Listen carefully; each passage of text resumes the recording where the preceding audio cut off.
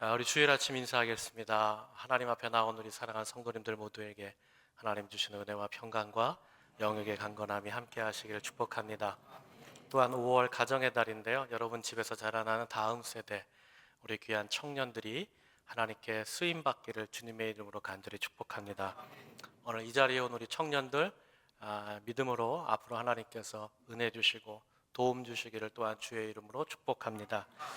오늘 본문 말씀은 여리고에 살았던 한 청년 여자 라합이라는 여인의 이야기입니다. 오늘 말씀을 보니까 이스라엘이 가나안에 들어가기 전에 요단강을 건너기도 전입니다. 그때 이제 모세를 이어서 지도자가 된 여호수아가 이 가나안 땅, 특별히 여리고성에 2명의 선발된 정탐꾼을 보내고 그 정탐꾼이 라합이라는 여인을 만나는 이야기입니다. 가데스 바네아에서 모세가 가나안을 탐지하기 위해서 보냈던 인원은 12명입니다. 근데 여호수아는 알리지 않고 지파별로 뽑지 않고 본인이 가장 믿을 만하고 본인이 볼 때 가장 탁월했던 두 사람을 이제 여리고의 정탐으로 스파이로 보내게 된 것이죠. 우리가 읽지는 않았지만 오늘 여호수아서 2장 1절을 제가 읽겠습니다. 눈의 아들 여호수아가 시딤에서 두 사람을 정탐꾼으로 보내며 이르되 가서 그 땅과 여리고를 엿보라 하매 그들이 가서 라합이라 하는 기생의 집에 들어가 거기서 유숙했다라고 시작합니다. 여호수아가 이 2명을 탁월한 사람 2명 아주 은밀하게 2명을 선발해서 여리고에 잠입시키게 된 것이죠. 그렇게 선출된 두 사람은 여리고성에 진입하면서 가장 흔한 누구나가 다 찾을 수 있고 누구나가 쉽게 그 경계심을 풀 수 있는 기생 라합의 집에 들어가 머물게 된 것이죠.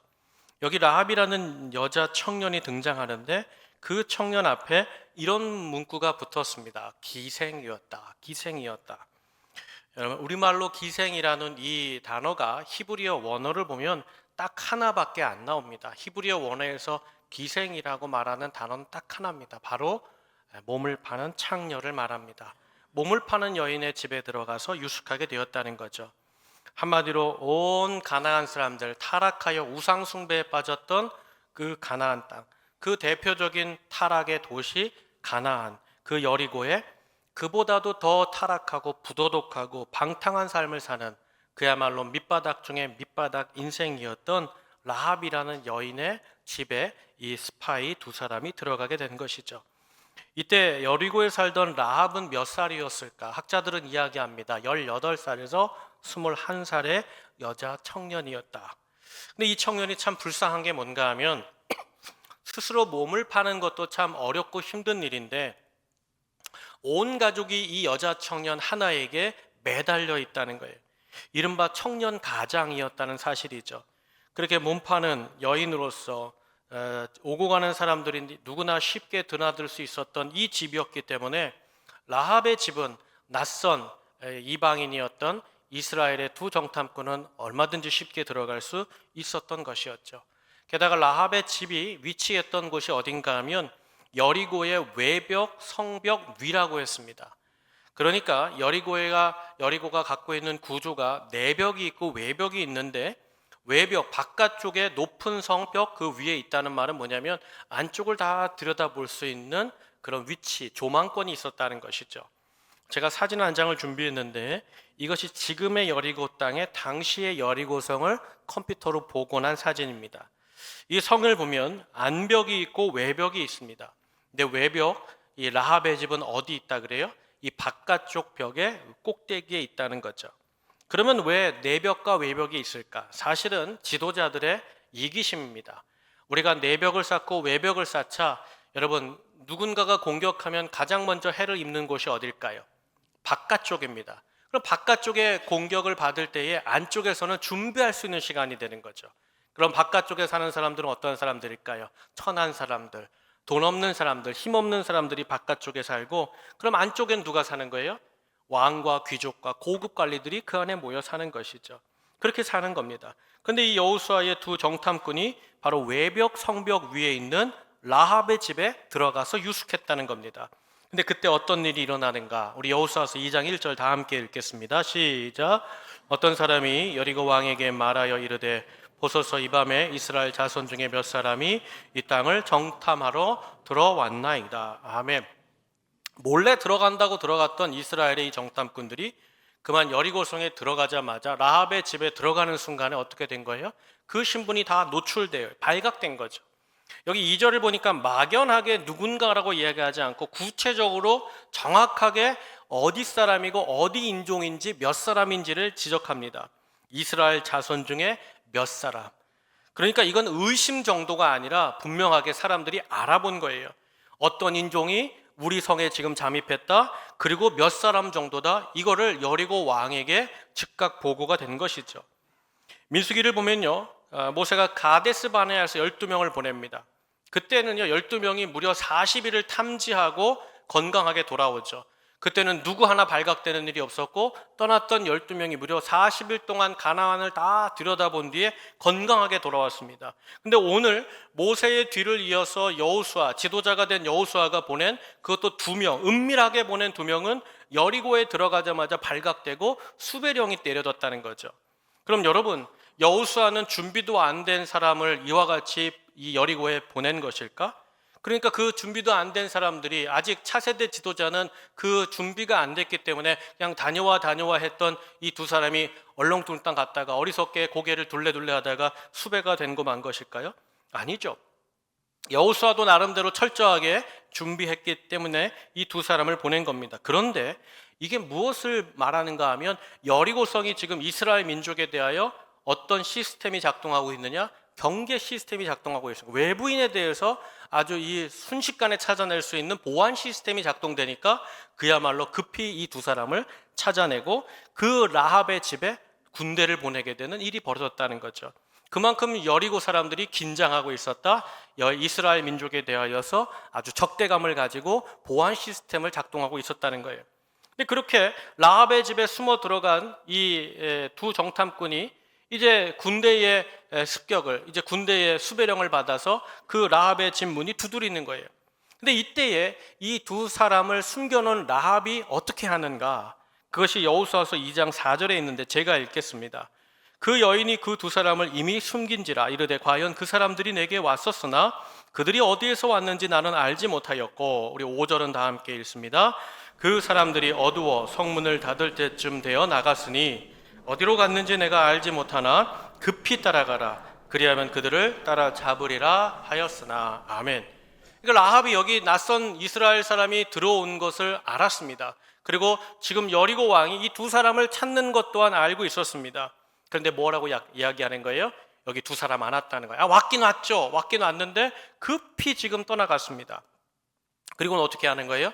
이 이스라엘 정탐꾼 2 사람을 3대, 지붕 위에 3대 식물인데요. 이거 3월에 자라는 식물입니다. 이 3대의 집 속에다가 감춰놓고는 밑에 가서는 여리고 왕의 군사들한테 뭐라고 얘기하는 거예요? 왔긴 왔는데 아까 급히 가더라고요. 그 사람들이 요단강가로 가니 당신들이 군인이니 빨리 쫓아가면 잡을 수 있겠습니다. 엉뚱한 정보를 줘서 그 군대를 어떻게 해버린 거예요? 따돌려 버리고 이스라엘의 이 2 정탐꾼을 숨겨줬다는 거죠. 사랑하는 여러분, 근데 여기서 한 번만 우리가 생각해 보면 라합의 행동이 참 이상하다는 것을 깨닫게 됩니다. 여러분, 라합이 여리고의 지금 적군이 누굽니까? 여리고를 침공하려고 지금 스파이를 보낸 나라가 어디예요? 이스라엘 아닙니까? 근데 본인은 어느 나라 사람이에요? 여리고 사람입니다. 그러면 이렇게 자기의 적군인 스파이를 살려주고, 여러분, 보존해주고 지켜주고 자기 나라의 군대를 따돌리는 것이 그 나라 사람으로서 바른 일입니까? 옳은 일일까요? 여러분, 지금 이스라엘은 여리고성을 치려고, 공격하려고, 멸망시키기 위해서 먼저 2 정탐꾼을 보낸 여리고의 적입니다. 원수입니다. 그렇다면 반대로요, 이스라엘의 정탐꾼들이 자기 집에 들어와 있는 것은, 이제 꼼짝없이 자기 집에 지금 3대 밑에 그 집 속에 숨겨져 있는 것은, 여러분, 도리어 여리고 사람 라합에게는 어떤 게 되는 거예요? 엄청난 기회가 되는 거죠. 스파이를 왕의 친위대에 정말 고발하고 조력하면서 그 왕의 사심을 사고 왕의 그 큰 보화와 상을 받을 수 있는 너무나 좋은 기회 아닙니까? 여러분, 위에서 나눴지만 여리고에서 몸파는 여인이라는 설명이 무엇을 말합니까? 이 라합 청년은요, 그야말로 돈이면 다 되는 인생을 사는 청년이었다는 거예요. 지금도 돈 때문에, 가족의 생계 때문에 그 몸을 팔면서 안 되는 일을 하면서 사는 것이 이 청년 라합의 인생이었다는 거죠. 그런데 지금 누가 이 두 사람을 스파이를 숨겨뒀는데 누가 우리 집 문을 두드리는 거예요? 왕의 친위대가 이 두 사람을 찾는다고 나를 찾아왔다는 거예요. 여러분, 여리고의 왕이 보낸 왕의 친위대입니다. 그렇다면 여러분, 만일 라합이 왕의 군대가 스파이 수색 작전을 하는 이 순간에 적극적으로 이 정탐꾼 두 스파이를 잡는데 협력하면, 조력하면 이 라합에게는 무엇이 보장된 거예요? 그야말로 왕의 눈에 불을 켜고 찾는 이 두 사람을 찾아서 제보로 붙잡게 된다. 그러면 포상금을 받는 것은 뭐 당연한 것이고요. 그 다음에 사회적으로 그 동네 사람과 세상에서, 여리고 안에서 어떤 소문이 납니까? 저 비천한 여인이 우리를 구했다, 우리 여리고를 살렸다. 그야말로 민족의 영웅이 되는 거예요. 여러분, 예를 들면 우리나라에서 그런 예가 있었죠. 조선시대 임진왜란 때 여러분, 왜구가 우리 조선을 침략했잖아요. 그때 아주 유명했던 기생 한 사람이 있죠. 들어보셨어요? 논개라고 들어보셨어요? 논개가 어떻게 합니까? 왜구 수장 장수를 끌어안고는 당신 나하고 이 정자에서 춤추자.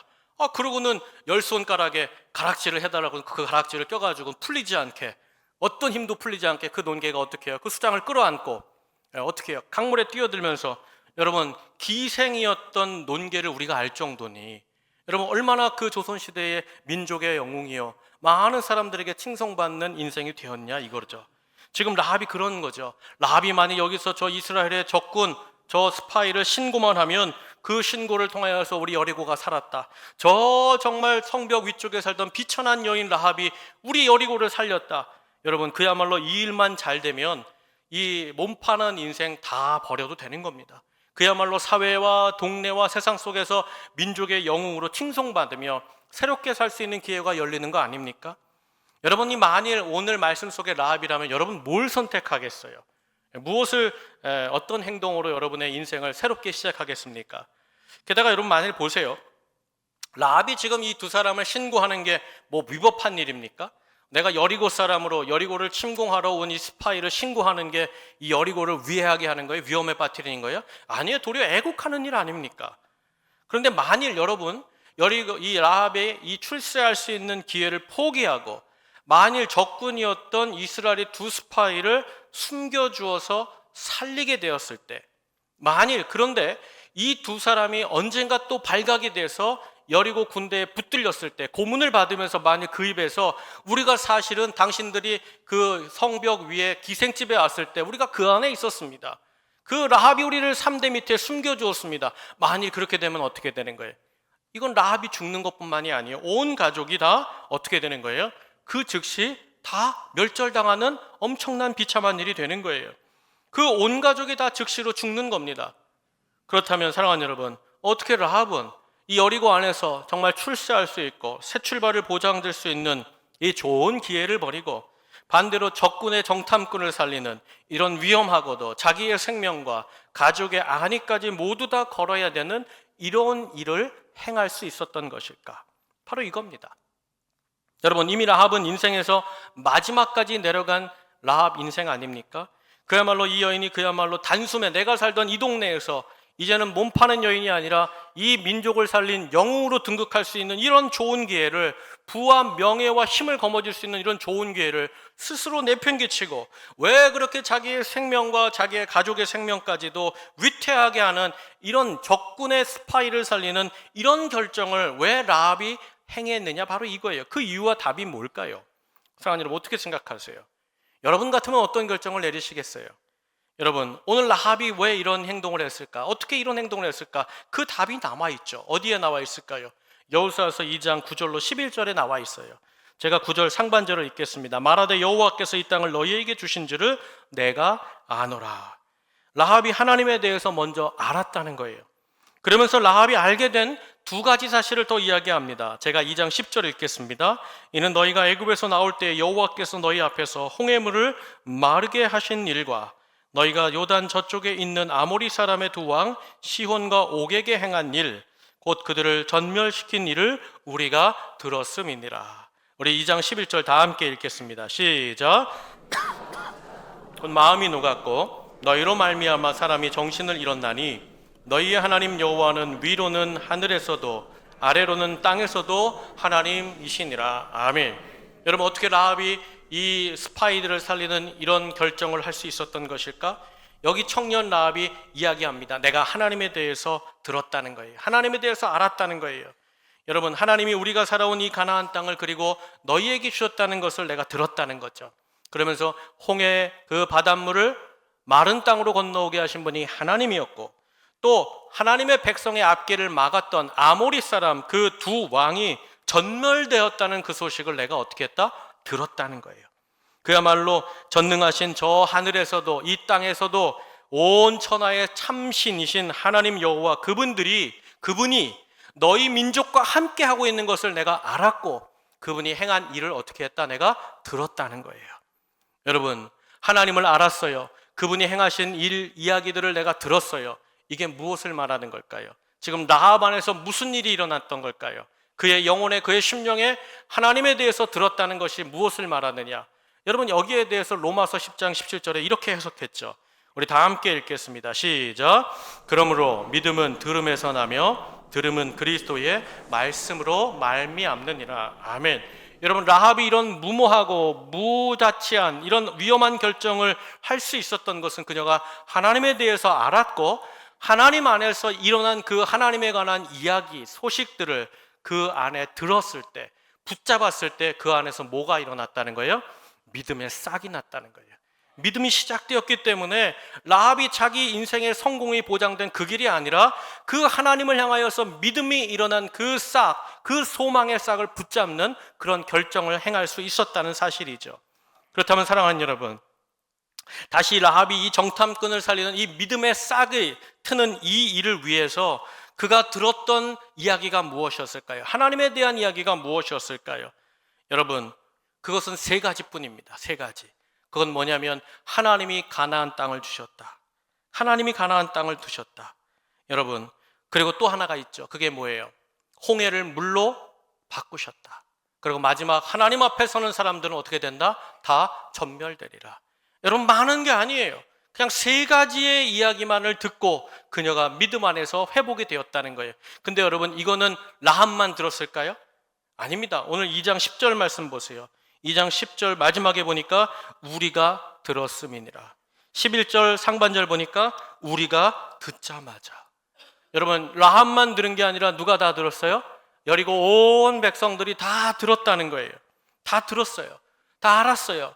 이 세 가지 소식에 대해서 모든 백성이 다 들었다는 거예요. 그런데 믿음은 누구만 일어난 거예요? 라합만 일어났다는 거예요. 여러분, 이게 중요한 사실이 있죠. 그건 뭐냐면 지금 여리고 모든 사람이 하나님에 대해서 알게 되었어요. 하나님이 어떤 분인지 소식을 들었어요. 그런데 그 모든 소식에 대해 오직 라합만 집중하고 그 사실을 붙잡았다는 거예요. 하나님에 대해서 우리가 알았다, 하나님이 어떤 분인지에 대해서 들었다 해도요, 여러분, 그 말씀을 내 인생의 영혼에 붙잡지 않으면 그냥 사라질 뿐이에요. 거기서 끝나는 거예요. 여러분, 우리도 마찬가지죠. 우리가 하나님에 대해서 알고 있습니다. 우리가 매주 하나님의 말씀을 읽고 묵상하고 또 예배를 통하여 하나님의 말씀을 듣습니다. 그런데 오늘 말씀이 그냥 52주에 지나가는 말씀일 뿐이야. 오늘 하나님 앞에 5월 셋째 주 드리는 예배지. 여러분, 그렇게 생각하면 여러분 아무것도 되지 않는 거예요. 오늘 하나님에 대해서 내가 알았어요. 하나님이 주신 말씀을 내가 내 영혼에 붙잡는 순간 어떤 일이 벌어지느냐? 내 안에 다시 믿음의 싹이, 소망의 싹이, 하나님을 향한 소망과 역사가 일어나는 줄로 저는 믿습니다. 여러분, 오늘 라합을 포함한 모든 다른 여리고 사람들도 다 하나님에 대해서 알았어요. 들었어요. 그런데 다 흘려보내는 거예요. 그런 일이 있을 수 있겠어. 우리가 사는 이 여리고성이 지난 3,000년 동안 단 한 번도 함락당하지 않았는데 우리는 외벽과 내벽이 있어서 무려 3,000년을 견딘 이 견고한 성이 우리를 지켜줄 거야. 그야말로 하나님보다 지금 자기들이 붙잡고 있는 이 성벽, 자기들이 이 인생을 살아오면서 걸만한 그것을 붙잡고 하나님보다 더 신뢰하며 여리고 사람들이 서 있었다는 거예요. 사랑하는 여러분, 같은 사건, 같은 이야기를 다 똑같이 듣는다고 해도 믿음 없는 사람과 주님을 알고자 하고 그 믿음으로 다시 한번 말씀을 붙잡는 사람은 하늘과 땅 차이가 되는 거예요.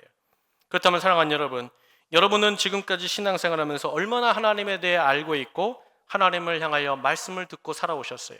하나님은 오늘도 우리에게 말씀하시고, 하나님은 우리에게 자신을 얼마든지 지금 알려주고 싶어 하시는 하나님인데, 여러분 그 하나님에 대해서 얼마나 알고 계시고 그 음성을 얼마나 듣고 계시느냐? 바로 이거예요. 한 중년 남성이 소파에서 이렇게 잡지를 보다가 의학 칼럼 하나를 발견합니다. 그리고 읽는 거예요. 읽어보는 내용이 이렇습니다. 당신의 아내에게 이렇게 말해 보십시오. 100m 떨어진 곳에서 멀리 떨어져서 아내에게 소리쳐 이야기를 해 보십시오. 아내가 100m에서 떨어진 그 이야기를 만일 못 알아듣는다면 이렇게 판단하십시오. 이제 아내가 조금 늙었구나. 이제 점점 귀가 어두워지는구나. 그리고 50m로 가까이 가서 또 말해 보십시오. 그럼에도 아내가 당신의 말을 잘 알아듣지 못한다면 이제는 정말 아내가 많이 늙었구나. 이제는 내가 더 잘 돌보아 주어야겠다 생각하라는 겁니다. 그리고는 5m 이내까지 가까이 가서 아내에게 이야기했음에도 불구하고 아내가 만일 못 알아들으면 이것은 너무나 심각한 문제이니 되도록 빨리 아내를 병원으로 데리고 가 검진을 받게 하라. 이런 의학 칼럼을 이 남성이 읽게 된 거예요. 그래서 이 남성이 사랑하는 아내에게 한번 이 말씀대로 시도해 보는 거예요. 아내와 소풍 가자고 이제 같이 날짜를 잡고 공원에 소풍을 가는 거예요. 그리고 자신은 이제 점심 식사를 준비하고 있는 아내로부터 100m 떨어져서 외치는 거예요. 여보, 오늘 점심 식사가 뭐예요? 점심 메뉴가 뭐예요? 당신이 하고 있는 요리가 뭐예요? 그랬더니 아내가 잠깐 자기를 돌아보더니 이내 듣는 둥 마는 둥 하고는 다시 요리에 집중하는 거예요. 아내가 정말 조금 늙었구나. 이제 귀가 잘 안 들리는구나. 이 남편이 50m까지 가까이 옵니다. 그리고 또 외쳐요. 여보, 오늘 점심 식사 메뉴가 뭐예요? 그랬더니 열심히 요리하던 아내가 자신의 쪽을 들여다보더니, 자신의 쪽을 바라보더니 또 듣는 둥 마는 둥 하고는 다시 돌아서서 요리를 막 열심히 하는 거예요. 이 남자가 생각합니다. 정말 내 아내가 많이 늙었구나. 세월이 이렇게 흘렀구나. 내가 내 아내를 잘 돌보지 못했으니 이거 내가 어떻게 해야 되는가? 마음이 아픈 거예요. 그래서 이번에는 미안한 마음으로 가까이 가서 아내 뒤편에 가서 아내 귀에다 대고 속삭였어요. 여보, 오늘 점심 메뉴가 뭐예요? 오늘 당신 뭐 만들고 있어요? 마음이 슬프잖아요.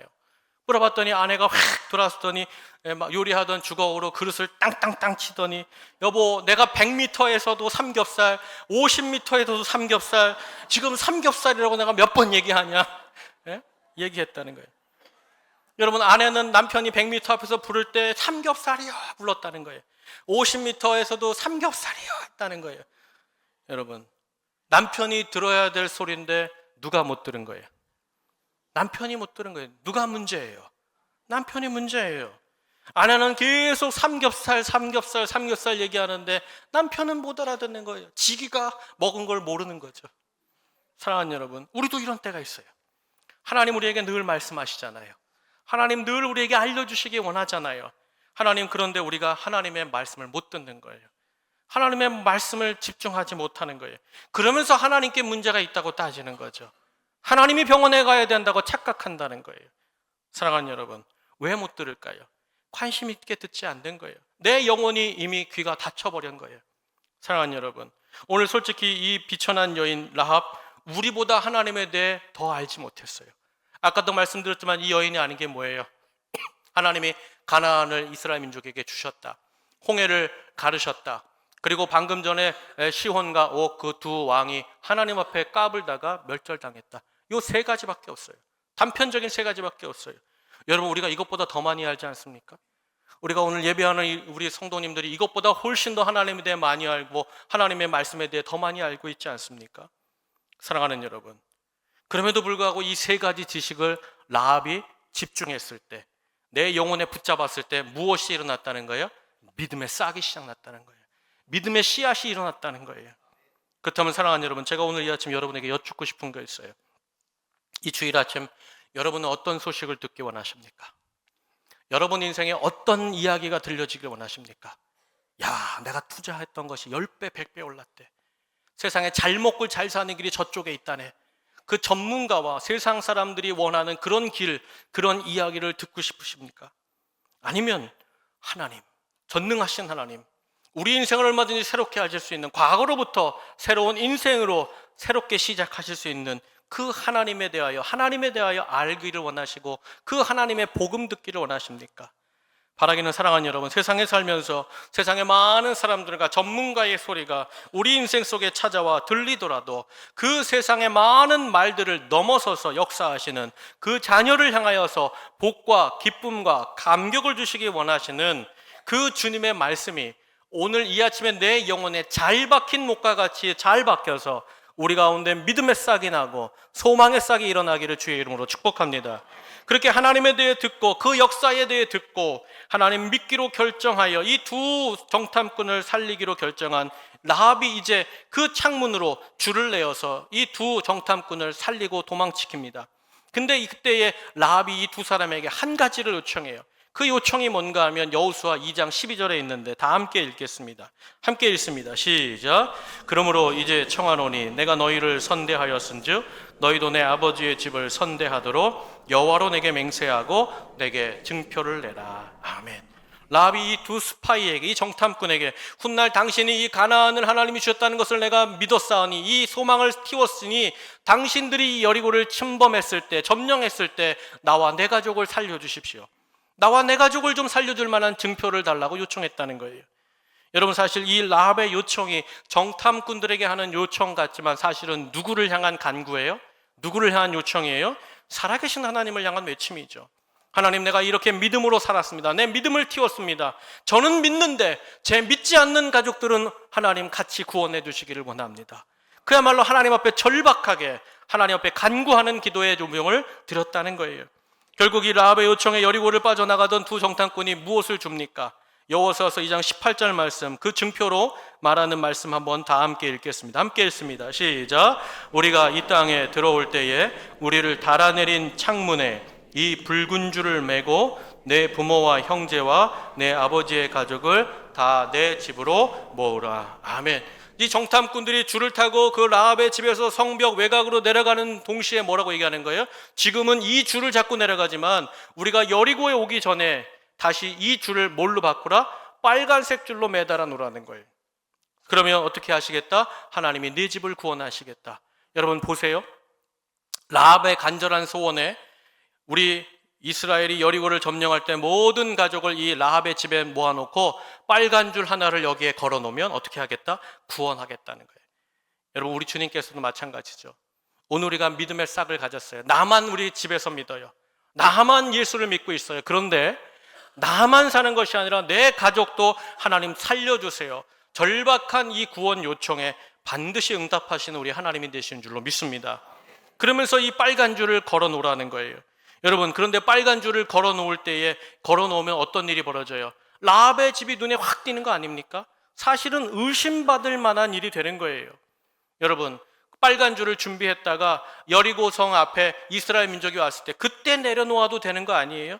근데 라합이 어떻게 해요? 받은 말씀 받자마자 어떻게 했다는 거예요? 오늘 2장 21절 다 함께 읽겠습니다. 시작. 라합이 이르되 너희의 말대로 할 것이라 하고 그들을 보내어 가게 하고 붉은 줄 창문에 매니라. 아멘. 순종의 시간차가 있어요, 없어요? 없어요. 그 말씀 받자마자 믿음의 싹을 틔운 라합이 그 붉은 줄을 창문에 매라는 그 말씀 그대로 즉시 순종했다는 거예요. 사랑하는 여러분, 라합은 정탐꾼이 붉은 줄을 창문 밖에 매라고 말한 그 순간 붉은색 줄을 걸었습니다. 여러분, 노란색 줄은 안 돼요? 파란색 줄은 안 돼요? 왜 붉은 줄입니까? 아니, 무지개 색깔. 하나님이 노아의 홍수 이후에 무지개로 약속하셨으니 무지개 색을 꼬아서 걸어놓으면 더 화려하지 않습니까? 왜 붉은 줄일까요? 여기 하나님의 구원의 역사가 있죠. 출애굽할 때 애굽의 마지막에 재앙이 뭡니까? 장자의 죽음이잖아요. 그때 하나님께서 뭐라 그래요? 얘들아 어린 양의 피를 어디에 발라라? 문설주에 바르면 그 붉은 피를 보고 죽음이 건너가리라. 여러분, 피 묻은 집 가보신 적 있으세요? 이게 말씀 속의 이야기를 할지 여러분 집에 가셔서 양이 아니라 돼지나 소 피, 그 동물의 피를 집에다 문설주 앞에다 한번 발라보세요. 동네에서 신고 들어가요. 동네 신고 들어간다. 이게 쉬운 일이 아니에요. 그런데 이스라엘이 왜 한 거예요? 하나님의 말씀대로 행하는 거예요. 여러분, 사도행전에 보면 4장에 보면 뭐라고 되어 있어요? 오직 예수 외에는 다른 길이 있다 없다? 없다. 여러분, 구원은 오직 하나님의 말씀대로 행하는 자에게 임하는 줄로 믿습니다. 사랑하는 여러분, 믿음이 뭐예요? 믿음은요, 하나님이 내게 주시는 그 말씀 그대로 1점1획 틀리지 않게 행하는 게 믿음이에요. 하나님은 믿음의 사람이라고 말할 때 그 믿음을 보시고 주님 말씀대로 구별되어 살도록 인도하시는 것이 믿음에 사는 사람이 받는 복이요 역사인 줄 믿습니다. 여러분, 이제 그 창문 밖으로 붉은 줄을 내밀면 여리고에서 여러분 모든 사람들은 그 붉은 줄이 뭔지 모르지만 그 붉은 줄을 매다는 순간 누가 보시는 거예요? 하나님이 보시는 거예요. 여러분, 똑같아요. 우리가 인생 살면서 우리가 이 붉은 줄 예수 그리스도의 십자가를 내가 하나님 앞에 드러놓을 때 세상 사람들은 그걸 조롱할 수 있고 세상 사람들은 그게 뭔지 모르지만 하나님께서는 우리의 가진 믿음과 말씀에 대한 순종을 가지고 그 붉은 줄 예수 십자가를 보시고 죽음이 건너가게 하시고 재앙이 건너가게 하시고 질병과 아픔이 건너가는 구원과 생명을 주실 줄로 믿습니다.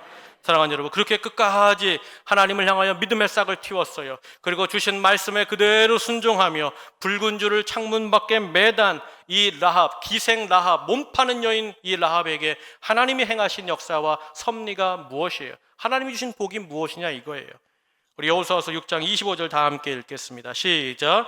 여호수아가 기생 라합과 그의 아버지의 가족과 그에게 속한 모든 것을 살렸으므로 그가 오늘까지 이스라엘 중에 거주하였으니 이는 여호수아가 여리고를 정탐하려고 보낸 사자들을 숨겼음이었더라. 아멘.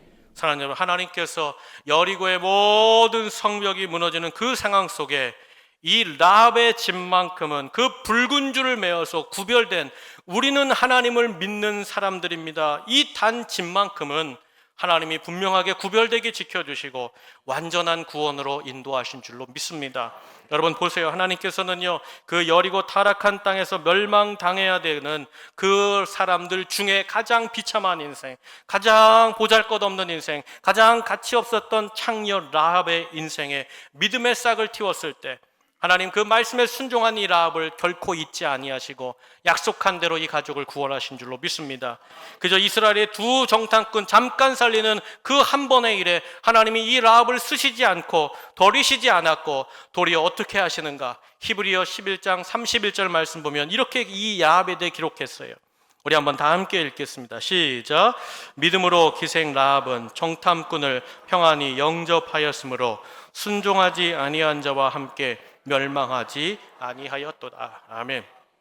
여기 보니까 히브리서에 뭐라고 기록했어요?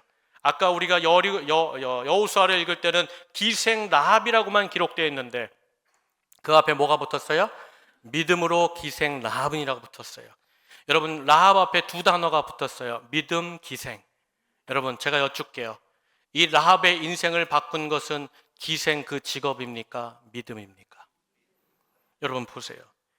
비참했던 소망 없었던 이 여리고의 라합, 그 기생의 인생, 기생으로 말미암아 돈 벌어 그의 인생이 바뀌었습니까? 아니면 하나님에 대해서 알고 듣고 믿음의 싹을 틔운 그 믿음이 라합의 인생을 바뀐 겁니까? 여러분, 믿음이 우리 인생을 바꾸는 거예요. 하나님을 향하여 내 마음속에 다시 작은 싹이지만 살아있는 믿음의 싹, 소망의 싹을 틔우는 인생마다 하나님이 그 믿음을 보시고 그의 인생과 가정을 바꾸시는 줄로 믿습니다. 게다가 이렇게 믿음의 싹을 틔운 라합의 인생을 어떻게 정리하시는 거예요? 마태복음 1장 5절로 6절 보면 예수님 오시는 족보가 나옵니다.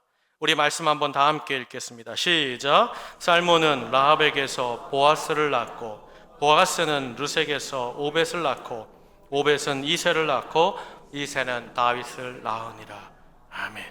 여러분, 오늘 천한 이 라합 도무지 인생에 해답이 없었어요. 더 이상 잘 될 가능성 전혀 없었어요.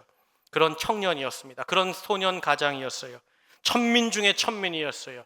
여리고에서 진멸당한 인생 중에 가장 먼저 진멸당할 몸 파는 여인이었어요. 그런데 이 여인이 누구와 결혼해요?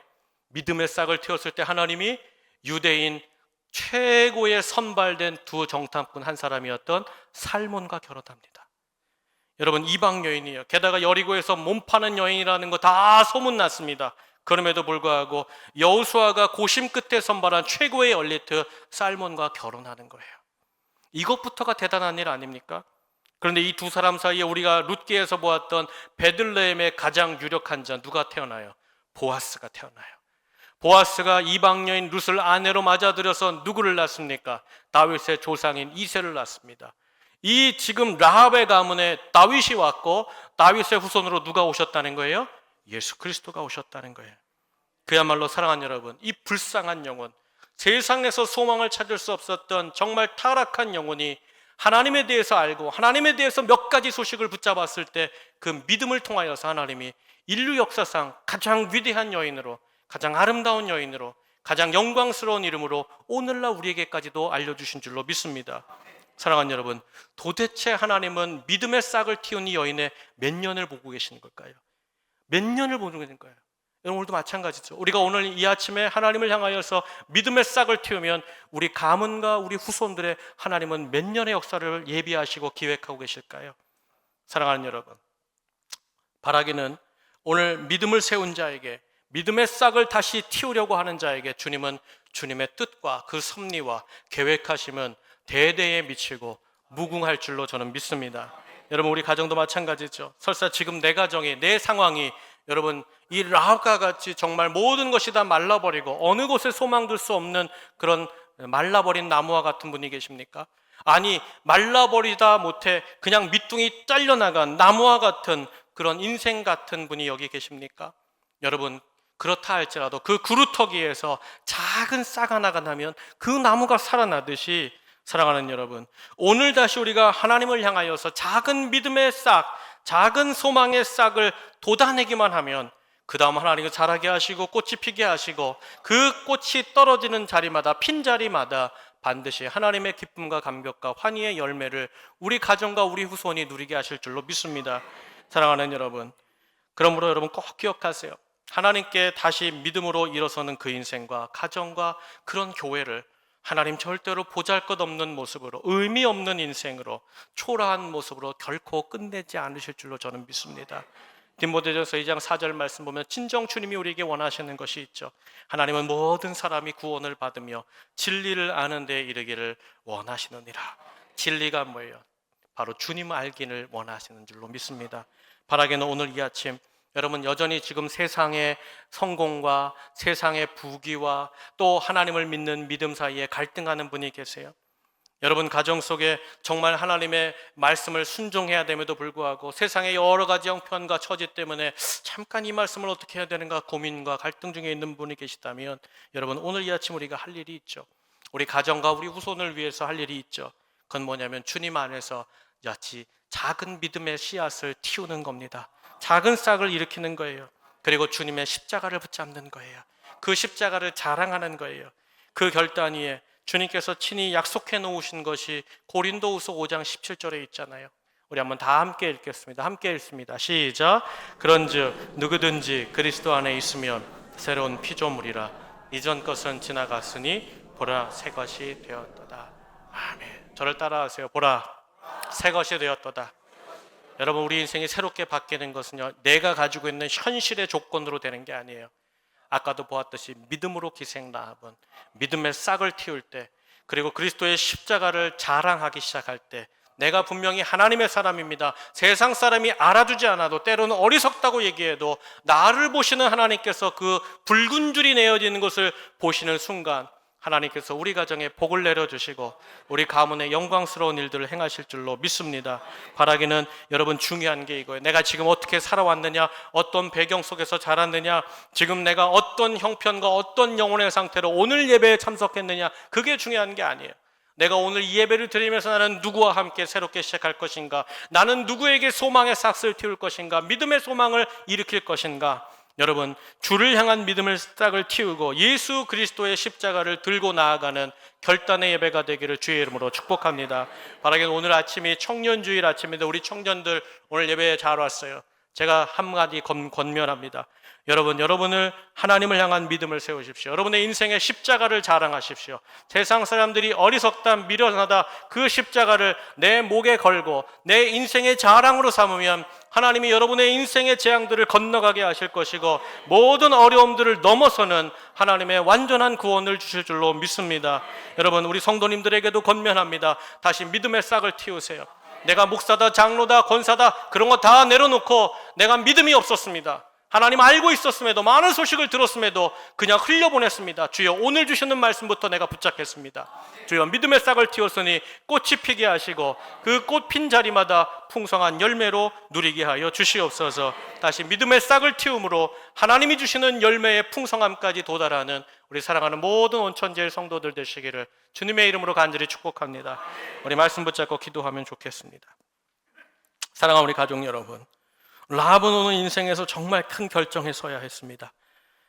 라합은 여리고에서 가장 타락하고 소망이 없었던 여인이었습니다. 청년이었습니다. 세상적으로 결정하면 보장된 것이 있었습니다. 그러나 그 고민 속에 라합은 하나님을 선택했습니다. 하나님을 다 알지도 못하면서 하나님을 믿었습니다.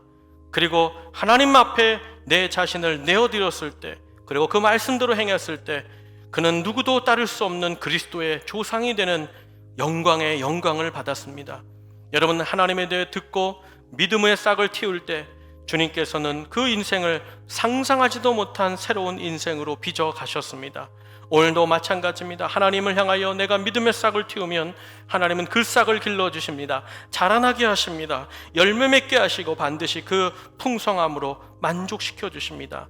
바라기는 주여, 내 믿음을 다시 점검하게 하시고 다시 주님을 알고 주의 말씀을 듣고 따름으로 내 안에 다시 믿음의 싹이 트게 하여 주옵소서. 그 십자가를 자랑하는 인생 되기 원합니다. 주여, 그 십자가를 보시고 우리 가정을 향한 모든 어려움들이 넘어가게 하시고 죽음이 넘어가게 하시고 주의 회복과 섭리와 역사가 이어지게 하여 주옵소서. 우리 다 함께 말씀 붙잡고 함께 기도하겠습니다. 하나님 감사합니다. 오늘 이 아침 청년주일, 여리고에 살았던 3000년 전 그 하나님 비참했던 한 청년의 인생을 들여다보며 하나님 아버지, 그 여인이, 이 청년이 하나님을 향하여 믿음의 싹 하나를 띄웠을 뿐인데 많은 하나님에 대한 공부도 하지 아니했고 그저 들려오는 소식 그 몇 가지에 그 인생을 걸었을 때 하나님 아버지여 뒤집어지고 새롭게 되신 인생을 주셨습니다. 그리스도 안에서 새로운 인생을 주셨습니다. 오늘 이 아침 우리 사랑하는 성도들이 다시 한번 믿음의 싹을 틔우오니 하나님께 다시 믿음을 세웠사오니 소망을 세웠사오니 그리스도를 자랑하오니 그 붉은 줄을 메웠사오니 주여, 우리를 하나님의 땅으로, 하나님의 섭리와 역사와 기쁨과 감격의 땅으로 인도하여 주옵소서. 그런 위대한 역사, 위대한 인생 되기 원합니다. 하나님, 우리 가정과 우리 자라나는 청년들이, 우리 가정이 하나님에게 쓰임받게 하여 주시고 상상하지도 못하고 예측하지도 못한 하나님의 위대한 섭리를 보는 무궁무진한 하나님의 복을 받는 가정과 인생이 되게 하여 주시옵소서. 주님 감사합니다. 살아계신 하나님 감사합니다. 오늘 청년주를 맞이하여 여리고에 살았던 3000년 전 기생 라합의 인생을 들여다보며 어떻게 몸파는 여인이 우리의 생명의 구주가 되시는 예수 그리스도의 어머니가 되었는가? 어떻게 하나님 아버지 소망 없었던 그 인생이 우리를 살리시는 영원한 하나님의 선조가 되었는가? 하나님, 믿음이었구나. 하나님을 향하여 알기 원하고 몇 가지 안 되었던 그 지식을 붙잡았을 때, 그 믿음의 싹을 틔우고 말씀대로 행했을 때 하나님이 라합의 인생을 들어쓰신 것처럼 오늘 하나님, 우리 사랑하는 성도들도 그와 같이 쓰임받는 인생이 되게 하시고 그와 같은 가문이 되게 하여 주시고 다시 오시는 재림 예수님을 소망하며 준비하는 믿음의 가문과 믿음의 대가 이어지게 하여 주시옵소서.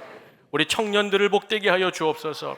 아무것도 없다 할지라도, 배운 것이 없다 할지라도, 지금 막막한 상황이라 할지라도 현실이 우리를 바꾸지 못할 것이요 믿음이 우리를 바꿀 줄로 믿사오니 오늘 이 예배를 통하여서 믿음의 싹을 틔우고 주님을 알아가고 주에 대하여 듣기를 원하며 예수님의 십자가를 들고 달려나가는 우리 귀한 청년들 되게 하여 주옵소서.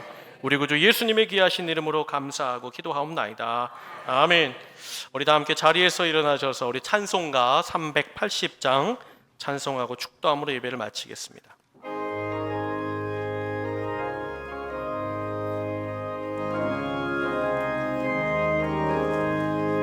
나의 생명 되신 주, 주님 앞에 나아갑니다.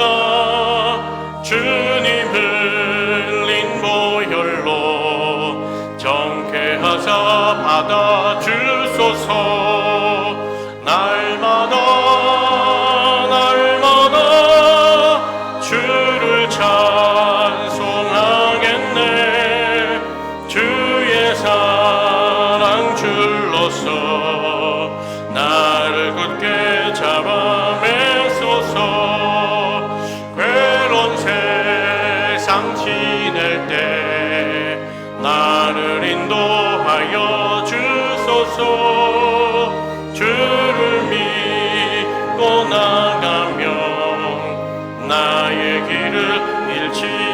않겠네.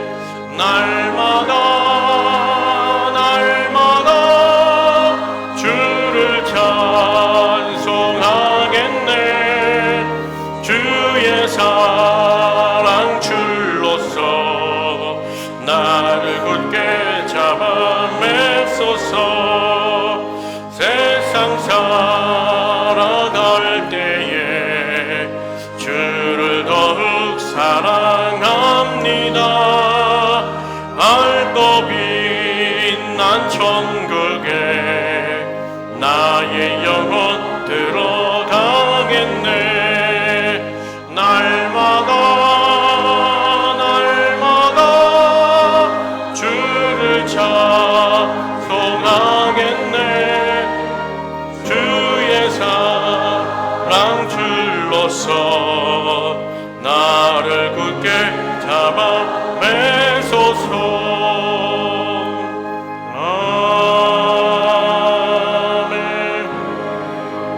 아멘. 기도하겠습니다. 이제는 우리를 세상의 타락과 죽음 속에 살도록 내버려 두지 아니하시고 그 몸을 십자가에 먼저 메어 타심으로 그 붉은 보혈로서 다시 사는 소망과 생명으로 묶어주신 우리 구주 예수 그리스도의 그 은혜와 우리를 사랑하시며 언제나 하나님을 바라고 믿음의 싹을 틔우고 그 말씀으로 나가는 인생에 그 끝을 셀 수 없는 능력과 무궁함으로 새롭게 빚어가시는 우리 하늘아버지의 무한하신 사랑하심과 오늘도 우리 안에 내주 동행하시며 믿음으로 살자, 말씀으로 살자, 하나님 앞에 십자가를 자랑하며 내세우며 살자 힘주시고 도우시는 성령님의 감화 감동 교제 교통하심이 오늘 이 아침 다시 한번 주여 내 믿음의 싹을 틔워 싸우니 이제 주여 이끌어 주시옵소서.